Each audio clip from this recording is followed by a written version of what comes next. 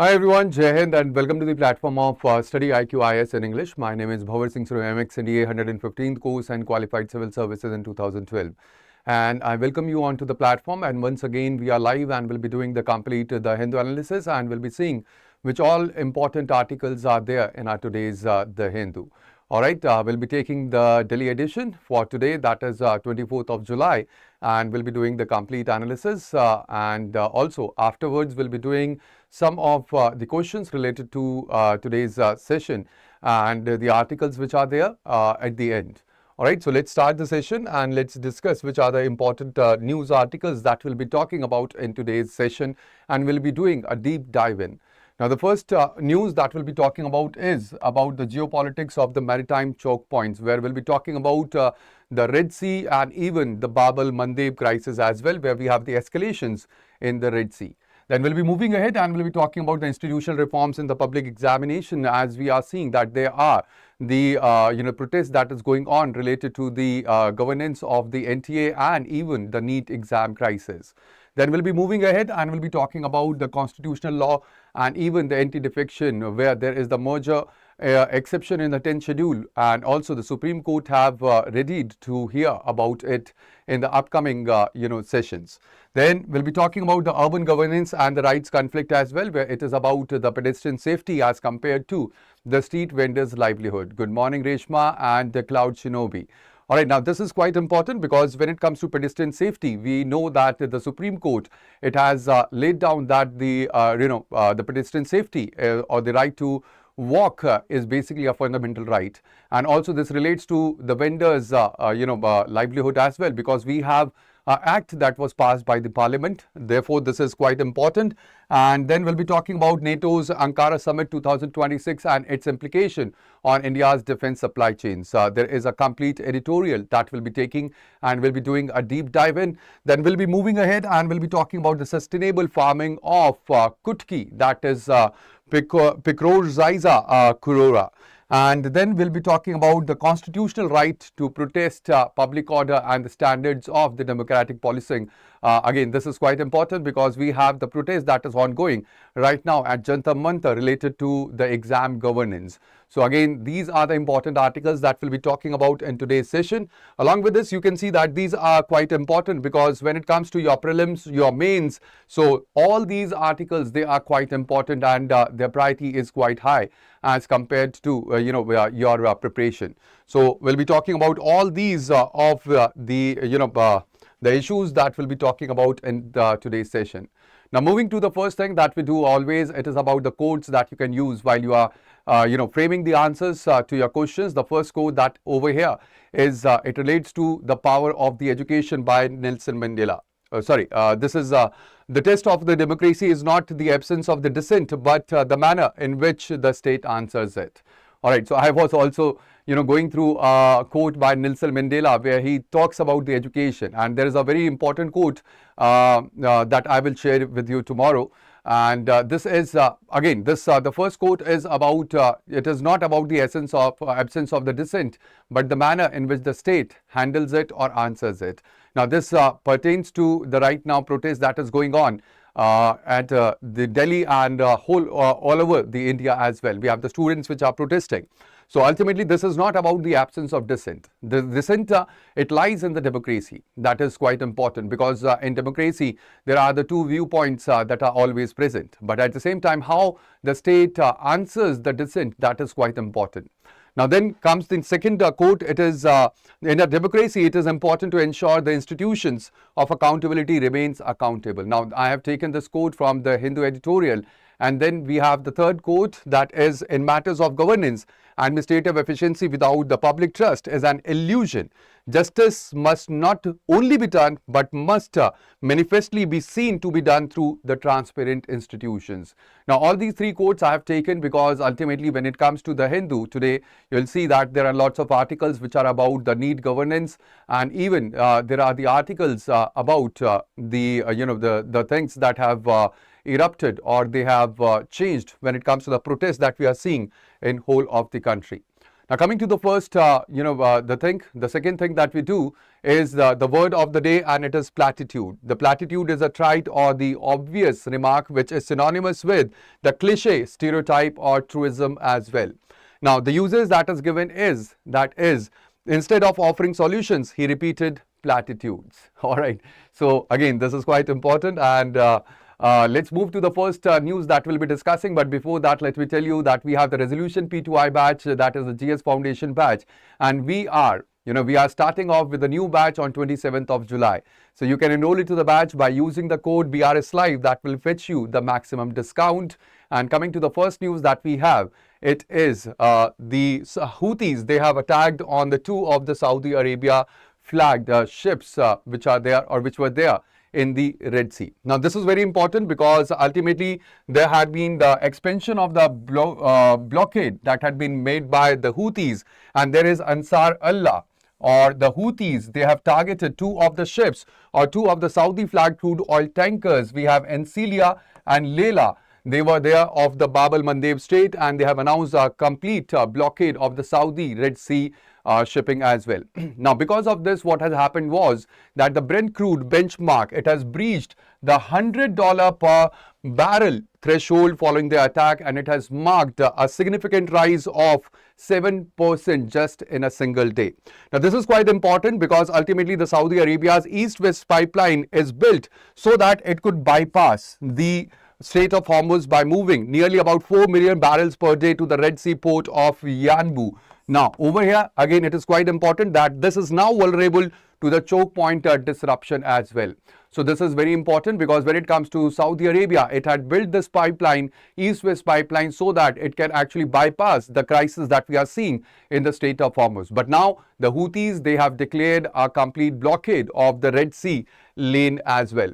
Now, this is very important because when it comes to the very large crude carriers, so we have VLCCs. They are the massive tankers which are basically capable of carrying up to 2 million barrels of the crude oil.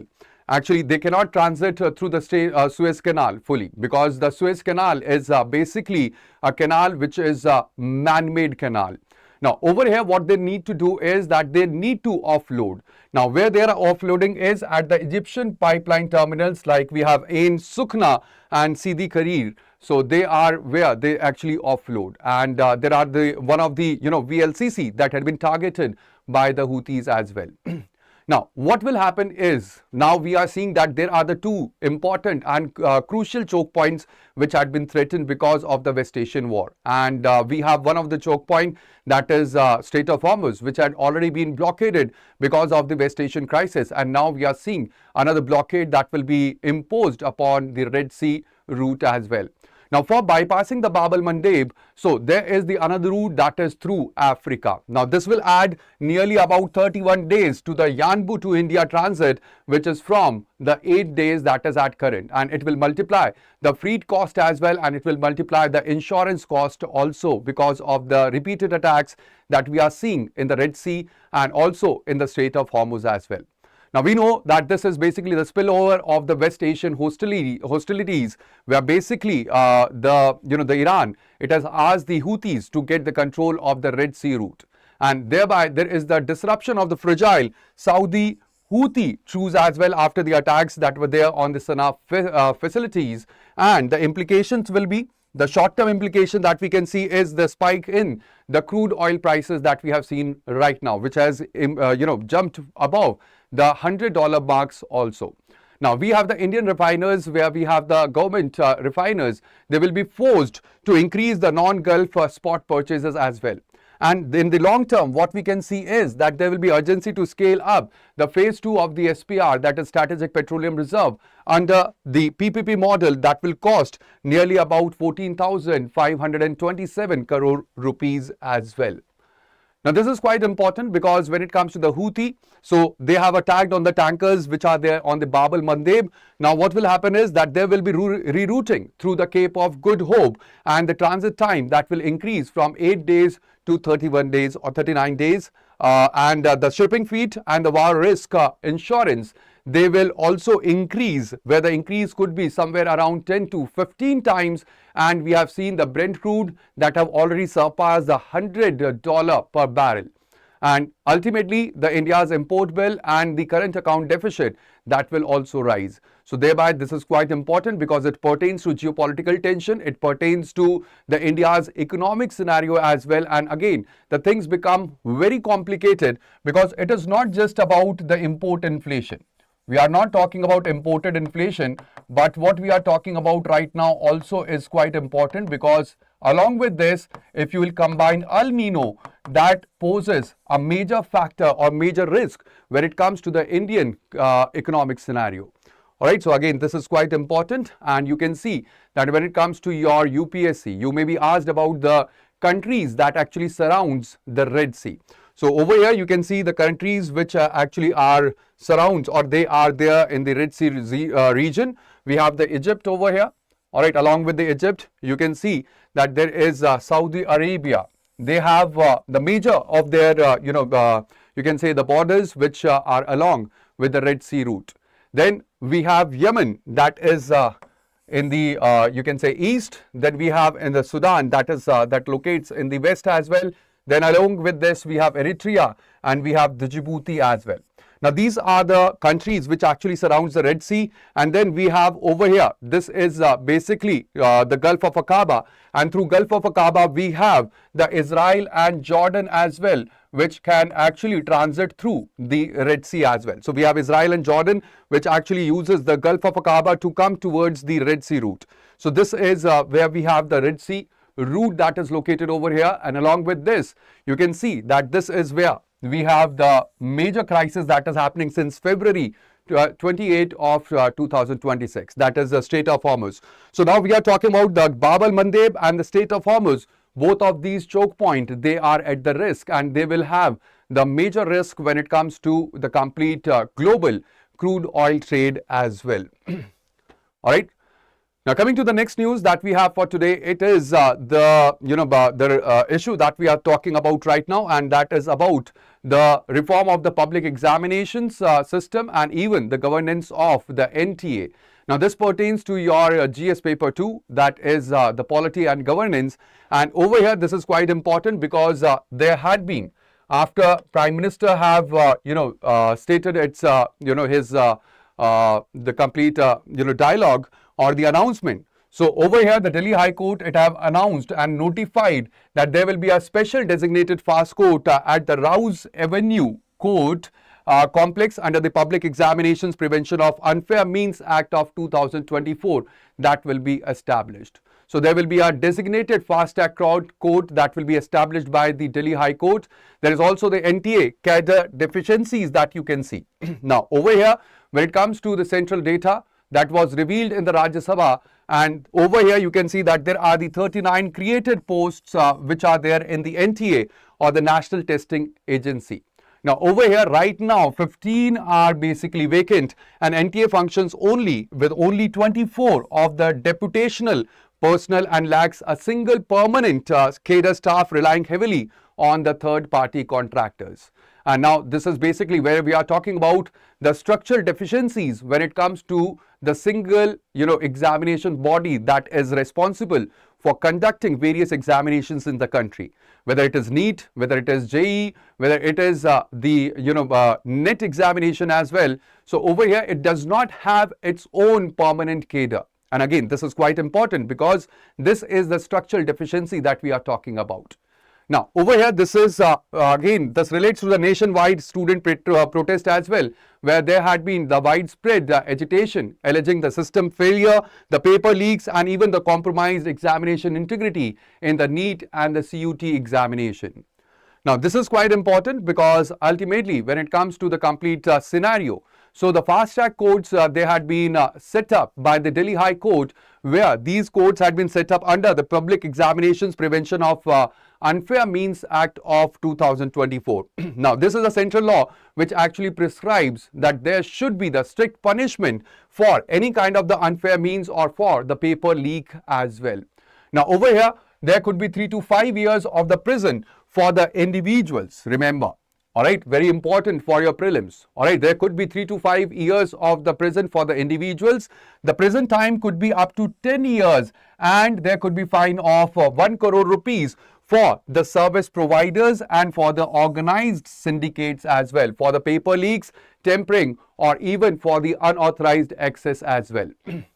Now, when it comes to the complete news, this is also about the NTA governance crisis, because when it comes to the governance model, over here, it is the agency that lacks the permanent employees. It does not have the permanent employees. It hires the officers temporarily from the other departments that have led to the diluted institutional memory and even the accountability of the NTA. So there is the need that the NTA must be restructured, it must be reorganized with its permanent cadre, and there must be a statutory law. All right, there must be a statute or the law that must be passed by the parliament so that the right accountability, it can be laid down for the NTA as well. Now, when it comes to the complete issue, you can see that basically it spills over towards lots of things, whether it is political, whether it is economic, the social, and even the ethical as well. Now, when it comes to the political impact, you can see that there had been the erosion of the trust that is quite important in the national level centralized statutory or the autonomous bodies that we are seeing. Also, there is the federal friction with the states where basically the states are demanding that there should be the state level of the entrance examinations that must be conducted for the medical seats. Also, when it comes to the economic perspective, you can see that there had been massive out-of-pocket expenditure by the middle class families on the coaching institutes, and there had been more than of 20,000 crore industry that we are talking about when it comes to the complete coaching sector, and there have been financial loss to the candidates because of the re-examination as well. Now, this is not just about the political or the economic impact. There is also the social impact that we are seeing, and that is why there had been the social mobilization. Otherwise, the people, they would have not hit the streets, and the social mobilization is because of the deep psychological distress that had been caused to these students. Even the anxiety and the demoralization which had been among the millions of the youth, and there had been threat to the meritocracy and even the social mobility as well. And again, this is quite important when it comes to the complete issue that we are seeing right now. Now, when it comes to the ethical perspective, it is about the breach of the institutional integrity. It is also about the violation of the generational justice, where basically the commercial greed, it actually compromises on the merit. And thereby, this is quite important when it comes to the complete perspective through the various lenses.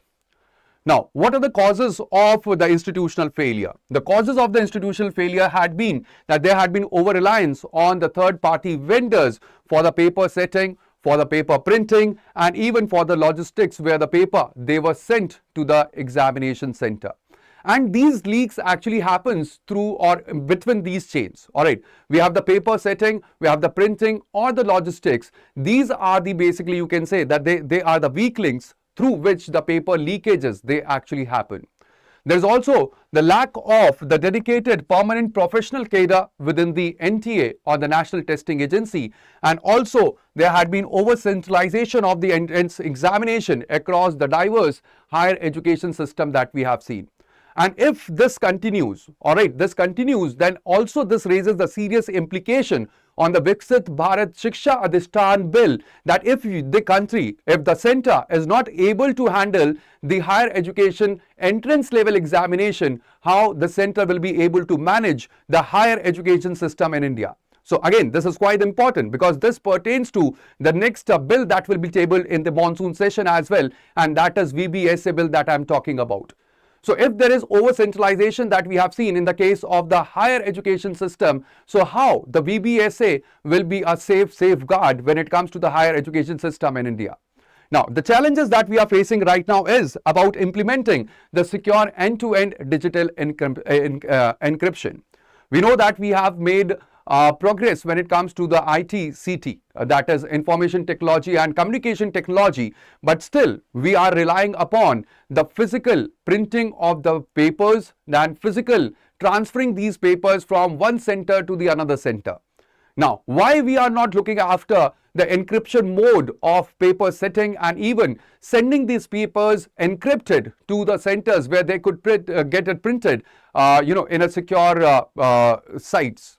Also, there is the challenges about reforming the high-stakes testing without creating the bureaucratic hurdles or the bureaucratic bottlenecks. That is the challenge that India is facing right now when it comes to the complete education scenario. And thereby, this is quite important when it comes to the complete perspective. So over here, you can see that there is the current state where we have the deputation staff, we have the outsourced vendors, and there is the high paper leak because of the outsourced vendors which are there. Now, over here, there is the legislative backing. That is, we have the Public Exams Act 2024. We have also the fast track courts which had been established by the Delhi High Court. All right, this had been set up by the Delhi High Court, but at the same time, it is required that there must be the structural reforms which are required, where we must move towards the creation of the permanent NTA cadre. Also, there must be psychometric division that should be there in the NTA.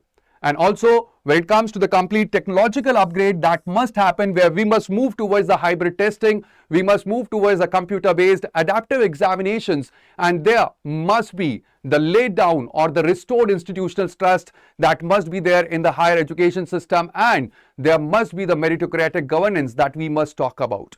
So therefore, this is a quite important news or issue that we are talking about right now in the national perspective.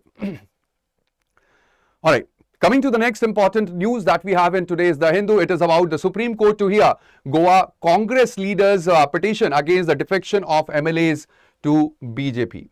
Now, over here, this has happened that the Supreme Court had admitted the Goa's pleas, where the Supreme Court, the bench that will be led by Chief Justice of India, Surya Kant, he have agreed to hear the final appeal that have challenged the Goa's Assembly Speaker's decision that have rejected the disqualification petition against 8 of Congress MLAs who defected to the ruling BJP in 2022.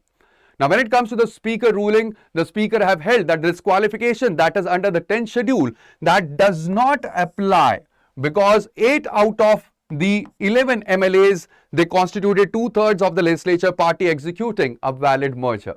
Now, this is quite interesting because ultimately this issue pertains to lots of defections that we have seen in recent times, whether it is about the TMC, whether it is about the defection that we have seen in the case of the Shiv Sena as well in the case of Maharashtra. So ultimately, this is quite important because ultimately we will be able to see how the Chief Justice of India, he will be reacting towards the merger. That is when it is the legislature party that is defecting and it is basically above the threshold of 2/3 of the majority.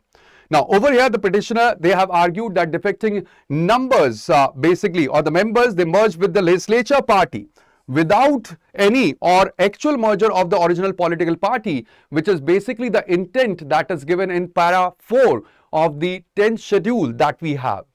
Now, this 10th schedule that we are talking about, it was added by the 52nd Constitutional Amendment Act in 1985. Now, this has added this schedule because there was a kind of scenario over there where actually it was about Aya Ram, Gaya Ram. That is, there were lots of defections that were happening at that point of time. And this was during the time period of Rajiv Gandhi's government that this act or the constitutional amendment that was passed. And ultimately, this has, included the various provisions when it comes to the defection. When it comes to defection, it laid down that any of the member who had been, elected, the elected members, there could be no change of the parties. All right, there could be no change of the parties, and if the elected members, they change their parties or they move towards or merge with another party, so they will lose their membership. That was for the elected members. Now, whether the elected member had been elected with the political party's backup, that is, he's a political party's candidate, or even if he is the party, he had contested the election independently. So, any of the elected members, if they join any other party afterwards getting elected, they will be deemed to have their seat. They could be taken because they would have been seen to have defected to the another party. At the same time, when it comes to the nominated members, In the case of the nominated members, the time period that was given was 6 months. Alright, only 6 months, that is, that they can join any party within 6 months. But if they join any party after 6 months, then they could be disqualified for defecting to that particular party. Now, over here, what had happened was that there were two clauses. There was a clause that was the clause of the split. The two clauses were there, the clause of split that was there and the clause of merger. Now, the clause of the split that was given under para 3 and the clause of the merger was given under para 4. Now, when it comes to split, it was 1/3 of the split that was there and the merger that was 2/3 of the merger that was there. Now, there was another amendment that was made in by the 91st Amendment Act of 2003, and over here the para 3, which actually allowed for 1/3 of the split, that was deleted, or it was omitted, which have tightened the complete law, but at the same time it had retained the para 4 that actually provides for the 2/3 of the merger. Now, over here it is very important to note that when it comes to the merger clause was basically intended that if there is a merger of the original political party, all right, if there is a merger of the original political party, that can be substantiated by the legislative party or the legislature party that is there. If there is the original political party, which is basically a registered political party at the national or the state level, if it merges with another one, so then the members of that party which had been elected, all right, that is, we have the legislature party who had been elected members of that party in the house, they could join the another party, and that is why we had the merger clause that was basically preserved when it comes to this.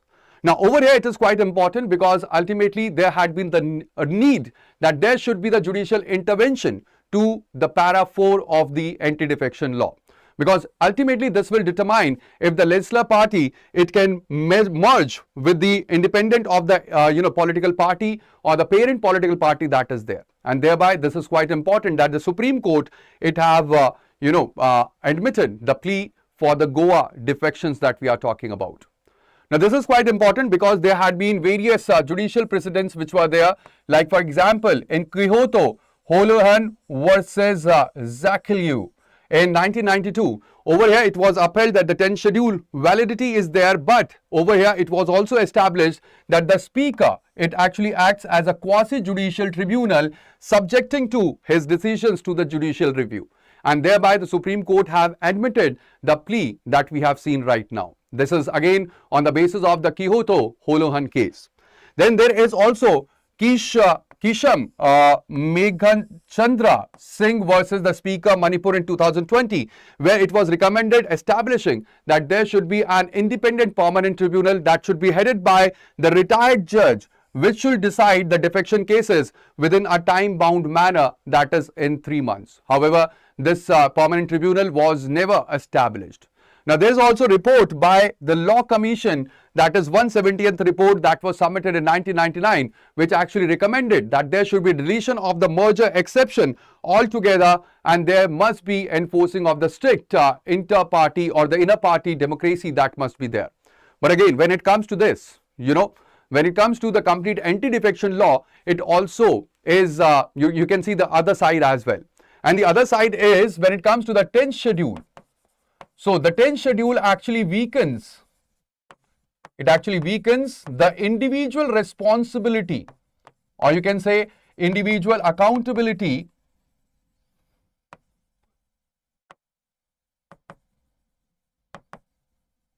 of the members, because ultimately now when it comes to the anti-defection law, they have to be bound by the whip or the order or the directives which had been laid down by the party, and thereby they cannot act individually.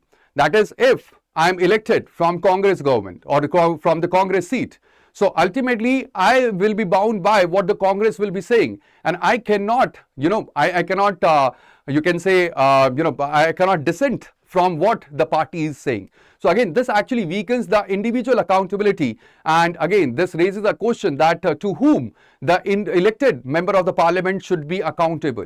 Whether he should be accountable towards his party, whether he should be accountable towards the the parliament or the Lok Sabha or the Rajya Sabha or the house to which he has been elected, or he must be accountable to the people who have elected him. So again, this actually weakens the very notion of the democracy as well. Coming to the next important news that we have, that is how should cities reclaim the footpaths. Now this is again quite important because ultimately this relates to the urban governance, where we are talking about the pedestrian safety as well as the street vendors' livelihood. Now there had been the drive in the Bengaluru, where the Greater Bengaluru Authority, they have launched the 10-day of the Safe Footpath Drive, removing the thousands of the street vendors following the High Court and the Supreme Court directives prioritizing the pedestrians' fundamental right to safe pavements. Now over here, this had been violation of the 2014 Act that had been alleged, where the street vendors associations, they have protested that basically the removal, they have violated the act that was passed in 2014, as basically there was no TVC or the town vending committee that was completed, or the survey had been completed in Bengaluru, and without the TVC survey, they had been evicted from the pavements. Now this is quite important because again this pertains to two of the important judicial precedents that we are talking about. We have the first one as Bhanwar Singh versus New Delhi Municipal Committee, that was in 1989. Now over here the Supreme Court had recognized, please remember, recognized the street vending as the fundamental right under Article 1G, subjected to the reasonable restrictions that could be there under Article 19C. And also this relates to the Bombay Hawkers Union 1985 and the recent rulings where the Supreme Court affirmed that the pedestrian, they have the access to the safe and unencumbered footpaths, that is also the integral part of the right to life under Article 21. So again, this is about two of the different perspective, or you can say the two different judicial pronouncements that we have seen in the recent past by the Supreme Court, where when it comes to the vending, that was provided as the right to livelihood to the footpath vendors, but at the same time when it comes to the pedestrian, so for them the right to the right to walk has been provided as a fundamental right by the Supreme Court as well. But when it comes to 2014 Act, please remember that according to this, there has to be a town vending committee that has to be it has to be formed. Now this is the statutory body that has to be formed under the Act of 2014, which is basically responsible for surveying the vendors and also issuing the certificates of vending as well, and then designating the vending and the no vending zone. Now there are the mandatory statutory protection which had been provided under the Section 3, Clause 3 of the Street Vendors Act, which actually prohibits the evictions or the relocation of the street vendors until there had been a comprehensive citywide survey that has been conducted and completed, and the certificates they had been issued. But when it comes to Bengaluru, so over here there are no survey that had been conducted and no certificates which had been issued to them as well. Now again, when it comes to this particular, the scenario, you can see that it has the implication that is all over on the political, economic, and even on the social and the legal and the ethical perspective as well. When it comes to the political implication, you can see it is about the urban planning power dynamics. All right, even the conflict that is between the municipal authorities, the formal shopkeepers association, and the urban poor as well. Now, when it comes to the economic perspective, you can see when it comes to the street vending, that forms nearly about 10 to 15% of the urban informal sector or the employment, and the sudden evictions, they can cause the immediate income collapse and even the urban poverty spike as well. When it comes to the social perspective, the public space inclusion as compared to the vehicular safety and the pedestrian accessibility for the senior citizen and the person with disability is where we are talking about. It is about Article 21, where we have both the rights which had been provided by the Supreme Court. That is the right to livelihood to the vendors and even the right to walk safely to the pedestrian as well. So this is where we have the Article 19 1G, that is livelihood, and the Article 21, that is safe place life, where we have both the tensions that relate to, and this is about balancing the both of the competing fundamental rights that we are talking about. Now, this is quite important because ultimately this is where we are talking about the failure of municipal corporation which have not constituted the functional TVCs with the mandatory 40% of the vendor representation as well. There's also the lack of the dedicated special planning for the informal markets in the master plans of the Indian cities, and there had been ad hoc enforcement drives without the alternative relocation infrastructure as well. And that is the reason, or that is the major cause of the conflict when we are talking about what had happened in the Bengaluru region. Now, there is also the microcredit facility which had been launched by the Ministry of Housing and Urban Affairs to provide the collateral-free working capital for the street vending. And this relates to one of the important scheme that I am talking about, that is PM Swanidhi scheme, again important for your prelims examination. Alright, so this is quite important because over here you can see the complete scenario where we have the similar acts which actually exist globally as well. Where we have the street vendor integration that had been done in Colombia, that is in Bogota. And even in Singapore, you can see that there are the hawkers centers which had been made. Now over here, the street food and the informal trade, they had been institutionalized into the urban architecture, even the tourism hub, and you can see that there are the public hygiene systems which had been constructed. So we can take an example from both of these, the scenarios or the global benchmark which are there. Now, when it comes to the complete perspective, it is about the TVC or the Town Vending Committee that is very important for the Constitution according to the 2014 Act, where there has to be minimum 40% of the vendor representation. There has to be a citywide participatory vendor survey that has to be conducted, and then there has to be vending certificates and the ID cards that has to be issued. Now, there has to be demarcation of the vending zones, the restricted zones, and also the non-vending zones as well. And there has to be eviction or relocation that has to be allowed, or that is only allowed according to the 2014 Act, only for the non-certified vendors and also in the non-vending zones only. Alright. Good morning, Anjali. Now, coming to the next news that we have for today is about the Ankara summit or the NATO. This is again a very important editorial that we'll be talking about.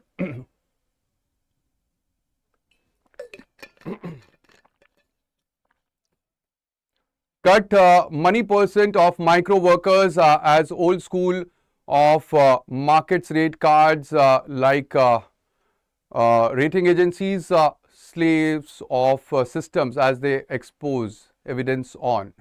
All right. Coming to the next important news that we have for today in the Hindu, it is about the warning signals for India from the NATO's Ankara summit. Now, what had happened in the Ankara summit is that there had been the hike of the 5%, or you can say that there had been the commitment of the 5% at the NATO summit that was held in Ankara, and 32 member states, they have unanimously endorsed the Hague defense commitment.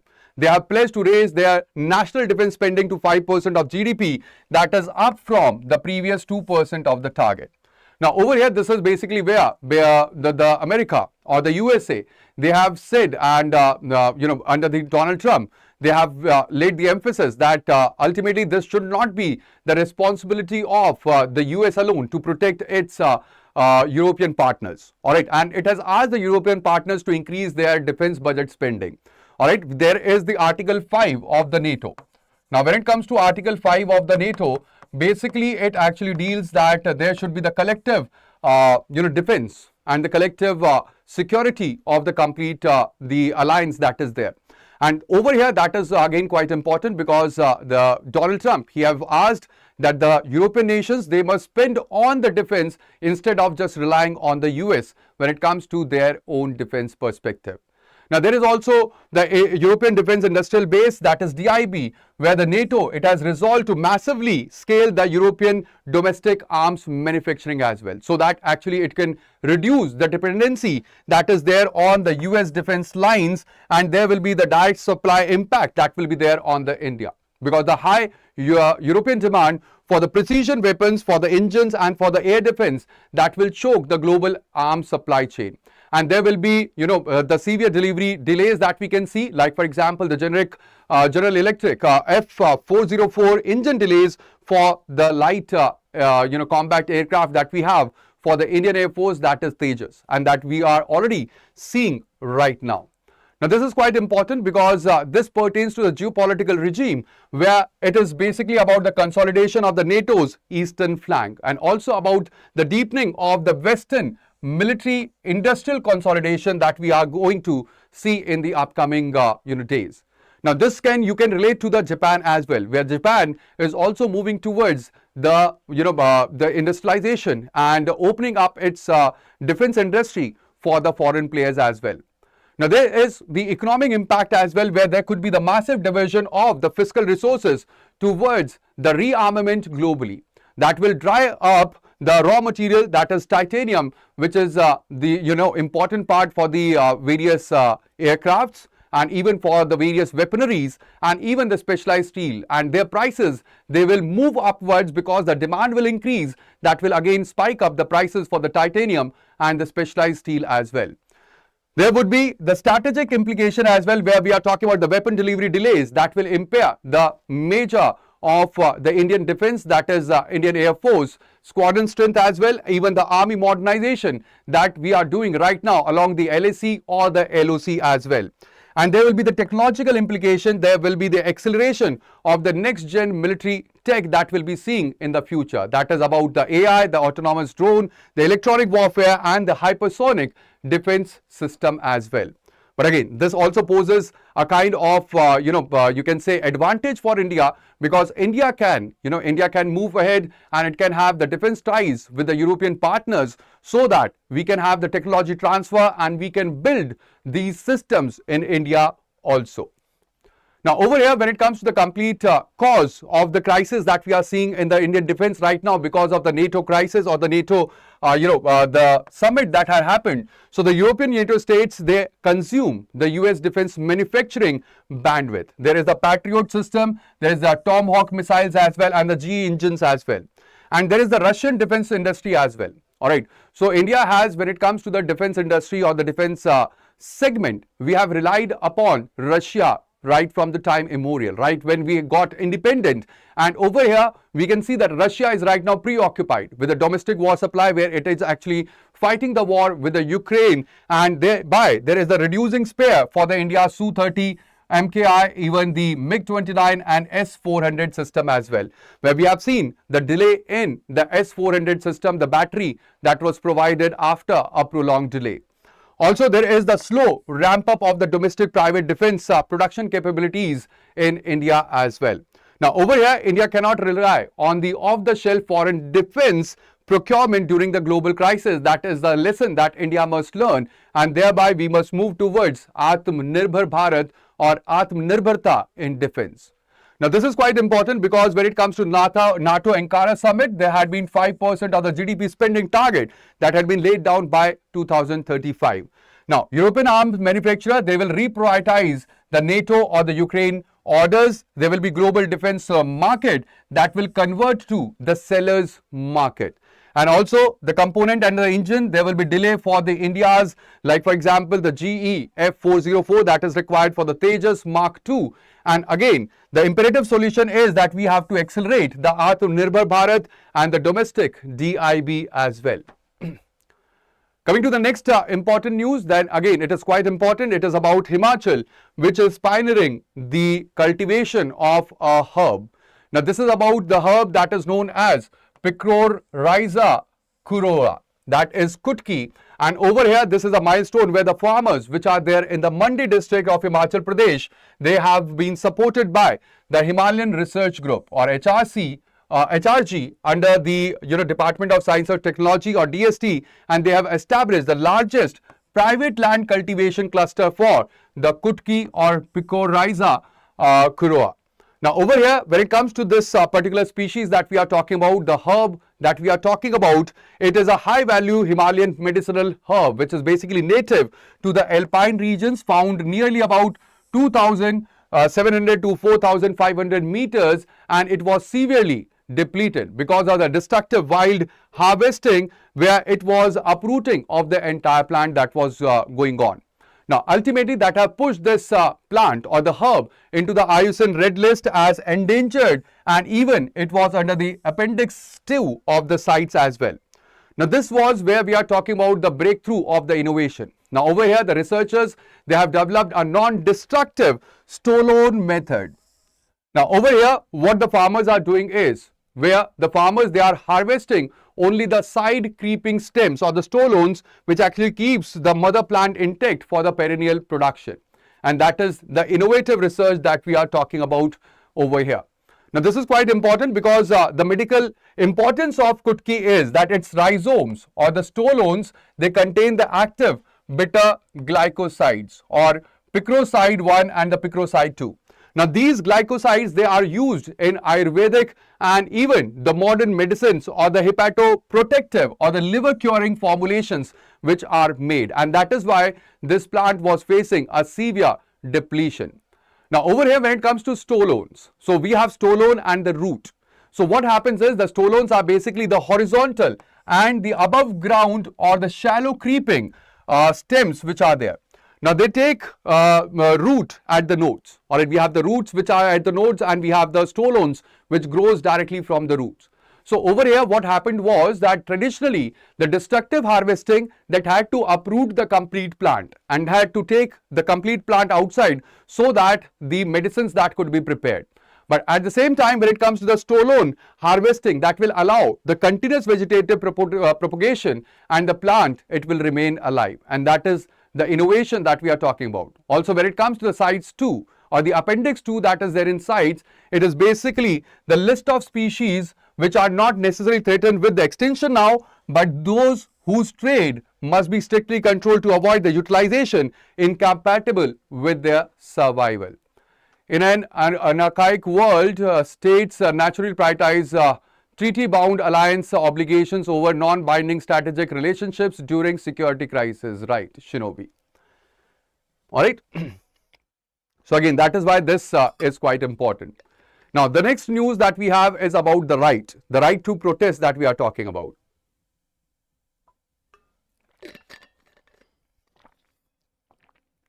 So over here, when it comes to this news, it is about right to protest and the limits of the police power. Now again, this is quite important because it pertains to your polity and governance and for ethics as well, where there had been Jantar Mantar protest and the crackdown, where the clashes were between the police forces and the student protesters as well, which have led to the usage of the tear gas, even the lathi charges, and there were injuries, the metro closures and the internet suspension as well that we have seen in central Delhi. Now, this is again very important because there is this judicial scrutiny where the Delhi High Court, it have issued the notices to the Central and the Delhi Police on the PIL alleging that there had been the excessive use of force, instructing the preservation of all the CCTV and even the video footage as well. Now, over here, this is quite important because there is section 163 BNSS as well. Now, over here, this was invoked in the Central Delhi after the protest had been there and the Sansad Chalo march was, it was announced on 20th of July. Now, the prohibitory orders, they were promulgated and ultimately this is where we had the former section 144 of the CRPC that was invoked for the purpose of law and order restoration. Now, this is quite important because this is about the proportionality principle that is there in policing. Now, there is the standard which requires that the force used by the state machinery, it must be lawful, it must be absolutely necessary and even strictly minimum or proportionate to the threat that actually any situation it actually poses. This is also about section 163 of the BNSS, which actually empowers the executive magistrates to issue the temporary orders in urgent cases of the nuisances and even the apprehended danger to maintain the public order. And this also is about the UN basic principles on the use of force, where actually it mandates that the law enforcement agencies or the officials, they shall as far as possible apply non-violent means before resorting to the use of the force and the firearms as well. So again, this is quite important because this is where we can see its spillage over the political or the constitutional factors where it is balanced between the citizen's right to dissent and the state's obligation to preserve the public order. This is also about the governance where it is about the lack of police accountability. Like for example, the officers operating without the name badges or in the plain clothes that erodes the institutional trust that is there. And also this is about the social implication where it is the alienation of the youth and the civil society when the peaceful democratic grievances, they face the heavy-handed security responses. This is again quite important because this pertains to the ethical perspective where it is about dehumanization of the protesters as compared to the duty-bound protection of the state infrastructure. It is also about police ethics, which is basically working under the pressure of the executive machinery, and thereby this is quite important. Now we have various judicial precedents when it comes to the complete issue. Please remember these because it was an Anita Thakur case in 2016 versus the state of Jammu Kashmir where the Supreme Court explicitly held that the use of excessive force by the police, it violates the fundamental rights and even awarded the monetary compensation to the injured protesters as well. That was an Anita Thakur case in 2016, and this is again contradictory to what we have seen when the Supreme Court have denied looking into the matter of the excessive use of the police force in Delhi right now when it comes to the Supreme Court itself. Alright, there is also another case, that is Mazdoor Kisan Shakti Sangathan versus Union of India case in 2018 where Supreme Court have held that the authorities, they cannot completely ban the protest in central areas. They must balance public order with the right to demonstrate at the designated locations or the designated sites as well. This is also about Amit Sahni versus Commissioner of Police in 2020 in the case of Shaheen Bagh case where it was declared that while dissent is a right, at the same time indefinite occupation of the public ways, blocking public transit, that is not permissible. So again, these three cases are quite important, which is which you can relate to the current perspective. Now, when it comes to the reasonable restraint in the case of the public order, you can see that there is a peaceful assembly that is provided under Article 19(1)(b). Then there is if there is any kind of nuisances or any kind of threat to the law and order, there must be the issuance of the prohibitory warnings or the negotiation as well. Now over here, if the assembly, it turns unlawful, so there must be graduated minimum force where there could be water cannon, there could be tear gas that could be utilized, and then only there could be lathi charge or the physical dispersal that can be used, but this is only as a measure of the last resort, and there must be mandatory post-operational accountability as well, where there should be the CCTV archiving that must be done by the police, and these are the standards that must be laid down. So these are the important news that we can see in our today's The Hindu, and let's move to the important the questions that could be asked. Now, the first question is, consider the following regarding the Bab al-Mandeb Strait. So over here, it connects the Red Sea directly to the Persian Gulf. It forms a natural maritime boundary or the border between the Yemen on the Arabian Peninsula and Djibouti and Eritrea in the Horn of Africa. Then the ships avoiding the strait can reroute around the Cape of Good Hope, which significantly increases transit days to the Asian ports. So what will be the right answer? We have the options that we have 1 and 2, 2 and 3, 1 and 3, and 1, 2 and 3. What will be the correct answer to the first question? We have first question, answer is B. That's right, because it does not directly connects the Red Sea to the Persian Gulf. That's true. Coming to the next question that we have for today, we have over here with reference to the anti-defection law under the 10th schedule of the Indian Constitution. Consider the following statements. First, the 91st Constitutional Amendment Act 2003 abolished the exception regarding a split by 1/3 of members of a legislature party. Second, a merger under the paragraph 4 of the 10th schedule takes place only if not less than 2/3 of the members of the legislature party agree to such a merger. Then the decision of the speaker regarding disqualification is final and immune to the judicial review. So what will be the correct answer for the second question? Yes, we have the second question. The right answer is A, because in Kyoto Holland case, it was laid down that the speaker decision, it could be judicially reviewed. That's true. All right, now coming to the next question, question number 3 that we have, that is regarding the NTA, consider the following statements. It is a statutory body created by the Act of Parliament under the Ministry of Education. Second, it was established to conduct entrance examination for higher educational institutions in India. Third, the Public Examination Prevention of Unfair Means Act 2024 prescribes specific punishments for organized syndicates involved in paper leaks. So what will be the correct answer?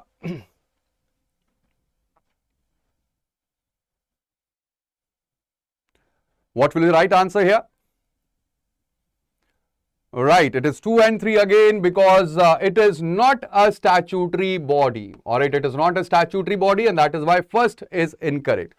Now, next one is under the Street Vendors Protection of Livelihood and Regulation of Street Vending Act 2014, who among the following is mandated to conduct the survey of all existing street vendors? First, the district magistrate. Second, the state urban development department. Third, the town vending committees, or the state police commissionerate. All right, so fast. All right, yes, it is the town vending committee or the TVC. That's right. Now, consider the following statements about, this is about regarding Picroryza kurua, that is Kutki. First, it is an endangered high altitude medicinal plant endemic to Western Ghats. Second, it is listed under Appendix 2 of the sites, and then harvesting only the side creeping stems or the stolons allow the mother plant to remain intact for the perennial growth. Which of the statement given above is correct? All right, Reshma, that is true. It is B, that is 2 and 3 only, because it is not endemic to Western Ghats but to Himalayas. All right, it is endemic to Himalayas. All right. Now coming to this one, this is again start question. For this, you have to answer in the comment box. All right, answer in the comment box, not on the chat. That is, what is the Hague Defense Commitment recently endorsed at the NATO Ankara Summit 2026? All right, so just answer this on the comment box, or that is there. Now over here, these are the these are basically the questions that you can practice for your mains examination. That is, we have for the GS paper 2, the functioning of the independent and autonomous bodies in India is frequently crippled by structural staff shortages and reliance on deputation. Critically analyze this statement with reference to the NTA, suggest structural reforms to restore the institutional credibility. And then we have the second question, that is, in managing public agitations, the state often faces a conflict between maintaining the law and order and upholding the democratic human rights. Discuss the ethical principles that should guide police conduct during the public assemblies. So these will be all in today's session. That will be all. All right, I hope that you have enjoyed the complete session. You have enjoyed the complete Hindu analysis. I will see you tomorrow at the same time, that is at 9:30 a.m. But before that, before leaving the session, let me tell you that we have the resolution P2I badge. Now, these resolution P2I badge or any of the P2I badge that we have on the platform, they are based on the SMART model, where you get the structured classes, you get the mentorship, the assessment, the revision as well, and the test series also. Now over here, you can join the GS Foundation badge, because we are launching the new badge from 27th of July. And thereby, you can use the code, that is BRS Live, that will fetch you the maximum discount onto the platform. Also, you can join the Public Administration batch as well, where I am taking the classes and you are getting this discount, which is July special offer, where you're getting 2,000 rupees flat off. But this is a limited time period offer, where again you can use the same code, that is BRS Live, to enroll into the Public Administration batch as well. So that will be all in today's session. Thank you very much, guys, for joining me over here. Do not forget to like the session, do share the session with your friends, and also subscribe if you have not subscribed it yet. Thank you very much, Ms. Verma, Reshma, Shinobi, and everyone who had been here. Thank you. Bye-bye. Take care and Jai Hind. Thank you.